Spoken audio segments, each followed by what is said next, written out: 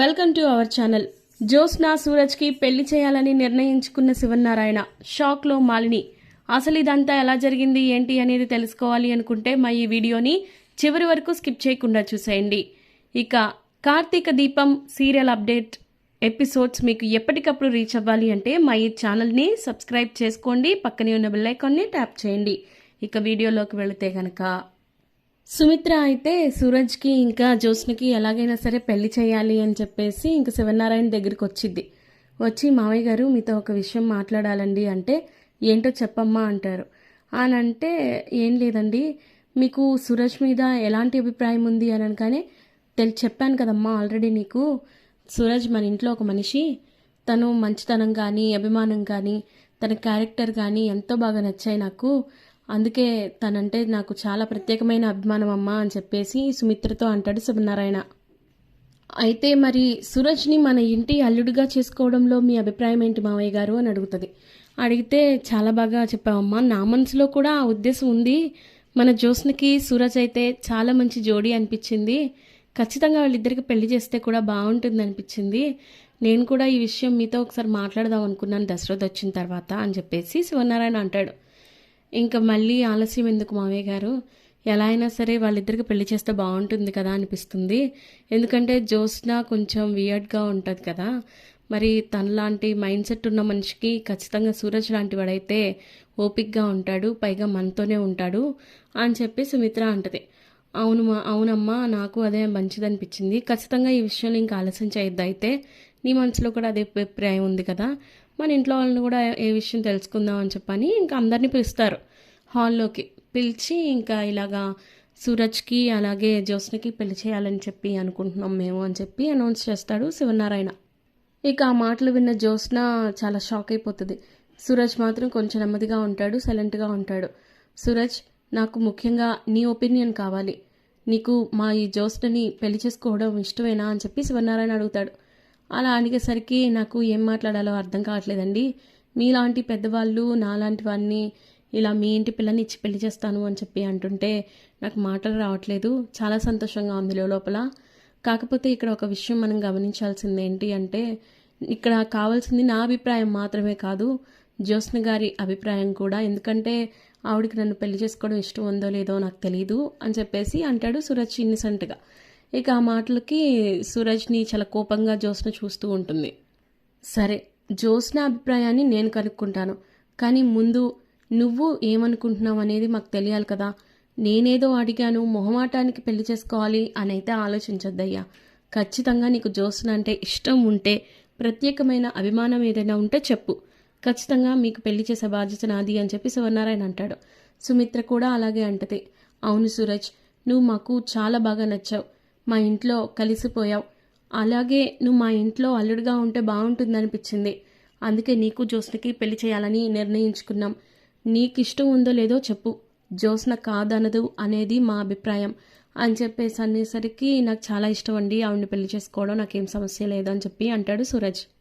ఇక శివనారాయణ ఆ మాటకి చాలా సంతోషంగా ఉంది. సూరజ్, నిన్ను నేను ఎలా అయితే అభిమానించాను, ఎలా అయితే నా ఇంటి మనుషుల్లో ఒకడిగా ట్రీట్ చేశానో, ఈరోజు నువ్వు చెప్పిన ఈ మాట నిజంగా నాకు చాలా సంతోషాన్ని నింపింది. ఇక మా జ్యోత్స్న సంగతి సుమిత్ర చెప్పినట్టు మా మాట కాదందయ్యా, ఖచ్చితంగా ఈ పెళ్లి జరుగుతుంది అని చెప్పేసి ఇంకా అలా అంటాడు శివనారాయణ. ఆ మాటలకి ఇంకా ఇంట్లో వాళ్ళందరూ కూడా చాలా హ్యాపీగా ఫీల్ అవుతూ ఉంటారు. ఇక ఇక ఇంట్లో వాళ్ళందరూ కూడా చాలా హ్యాపీగా ఫీల్ అవుతూ ఉంటారు. పంకజం మాత్రం చాలా ఇరిటేట్ అయిపోతూ ఉంటుంది. అలాగే ఇంకా పారిజాతం అలాగే జ్యోత్స్న ఇద్దరు కూడా ఇరిటేట్ అయిపోతూ ఉంటారు.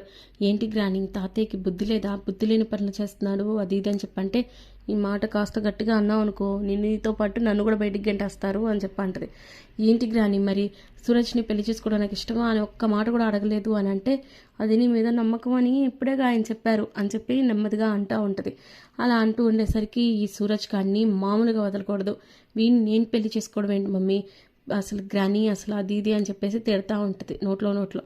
ఇక చాలా హ్యాపీగా ఉంటారు సుమిత్ర అందరూ కూడా. అమ్మ ఇంకా దీప వెళ్ళి అందరికీ స్వీట్ తీసుకురా అని సుమిత్ర చెప్పిద్ది. ఇక ఆ విధంగా ఇంట్లో వాళ్ళందరూ హ్యాపీగా ఉంటారు. మరోపక్క ఈ విషయం మాలినికి తెలుస్తుంది. మాలినికి అప్పుడే తెలిసిన మరొక విషయం ఏంటంటే సూరజ్ తన కన్న కొడుకు అనే విషయం తెలియడంతో అసలు నా కొడుకు అక్కడ ఉండడం ఏంటి, నేను వెంటనే తెచ్చేసుకుంటాను అని చెప్తే ఈలోపు తనకు ఫోన్ వస్తుంది ఇన్ఫార్మర్తో. ఇక ఆ ఫోన్లో ఏంటి అంటే మా సూరజ్కి జ్యోత్స్నకి పెళ్లి చేస్తున్నారు అనే విషయం తెలుస్తుంది. తెలిసి ఒక్కసారిగా షాక్ అయిపోతుంది. ఇప్పుడే నా కొడుకు సూరజ్ అని తెలిసి నేను చాలా సంతోషంగా అనిపించింది. నా కొడుకుని నా ఇంటికి తెచ్చుకోవాలి, నా ఎస్టేట్స్ అన్నిటికీ బిజినెస్లు అన్నిటికీ వారసుడిగా నిలిపించాలనుకున్నాను. కానీ ఇప్పుడేమో ఆ జ్యోత్స్నకి ఇచ్చి పెళ్లి చేయడం ఏంటి, నా కొడుకుని వాడు అక్కడ ఉండడానికి వీల్లేదు, ఒక్క క్షణం కూడా ఉండడానికి వీల్లేదు అని చెప్పేసి ఇంక తనలో తానే అనుకుంటా ఉంటుంది.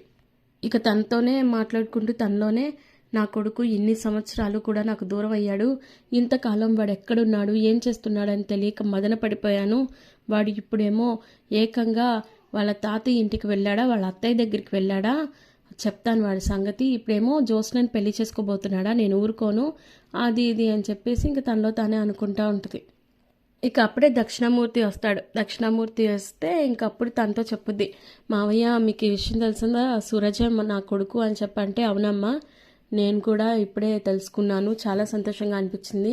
కాకపోతే వాడు ఆ ఇంటికి వెళ్ళి అక్కడ పనిచేయాల్సిన అవసరం ఏంటమ్మా అంటే, వాడికి తెలియదు కదా మావయ్య మనం పెద్ద బిజినెస్ మ్యాన్స్ అని, పెద్ద కోటీశ్వరులం అని వాడికి తెలియదు కదా. పాపం ఏదో తెలియక అనాథగా చిన్నప్పటి నుంచి బతికాడు. చిన్నప్పటి నుంచి అలాగే బతికి ఇప్పుడేమో ఉద్యోగం కోసం వాళ్ళ వెనకాల తిరిగాడు అని చెప్పేసి బాధపడుతూ చెప్తుంది. అవునమ్మా ఇప్పటికన్నా మన ఇంటి వారసుడిని మనం తెచ్చుకుందాము, మన బిజినెస్లు అన్నిటికీ కూడా వాడే కదా వారసుడు అంటే, నాకు ఇప్పుడు ఒక విషయం తెలిసింది మావయ్య, అదేంటంటే జ్యోత్స్నకి ఇచ్చి సురేష్ని పెళ్లి చేయాలి అని చెప్పి అనుకుంటున్నారు అని అంటే కొంచెం సంతోషంగా మాట్లాడతాడు దక్షిణామూర్తి. ఎందుకంటే కూతురు కదా పెళ్లి చేయాలి అనుకుంటున్నది కాబట్టి, అబ్బా నిజంగా చాలా సంతోషంగా ఉందమ్మా నాకు ఈ వార్త, నాకు నిజంగా చాలా సంతోషంగా ఉంది. ఎందుకంటే నా కూతురికి నా కొడుకుకి పెళ్లి జరుగుతుందంటే అంతకు మించిన ఆనందం ఇంకేముంటుంది తల్లి అని చెప్పి అంటూ ఉంటాడు దక్షిణామూర్తి. ఏంటి మావయ్య అలా మాట్లాడుతున్నారు అని చెప్పంటే, అవునమ్మా మనం ఎప్పటికన్నా మన టార్గెట్ ఏంటి, సుమిత్రని మన ఇంటికి తెచ్చేయడం. ఇప్పుడు తన కూతురు కూడా మన ఇంటికే వచ్చేస్తుందంటే ఖచ్చితంగా ఇప్పుడు జ్యోత్స్న మన ఇంటికి కోడలుగా అడుగు పెడితే ఖచ్చితంగా సుమిత్ర తన కూతురు కోసమైనా మన ఇంట్లోకి రావాలి కదా అని చెప్పి సంతోషంగా వెళ్ళిపోతాడు ఇంకా దక్షిణామూర్తి. అయితే ఇక ఆ మాటలకి ఇంకా ఇరిటేట్ అయిపోతూ ఉంటుంది మాలిని. నా శత్రువుల ఇంటికి నా కన్న కొడుకు అల్లుడిగా వెళ్ళడమా, అది జరగని పని. ఈ పెళ్ళి ఎలా జరుగుతుందో నేను కూడా చూస్తాను, జరగనివ్వను, ఖచ్చితంగా జరగనివ్వను, ఎట్టి పరిస్థితుల్లోనూ ఈ పెళ్ళిని ఆపేయాలి అని చెప్పి ఇంకా తనలో తానే అనుకుంటూ ఉంటుంది.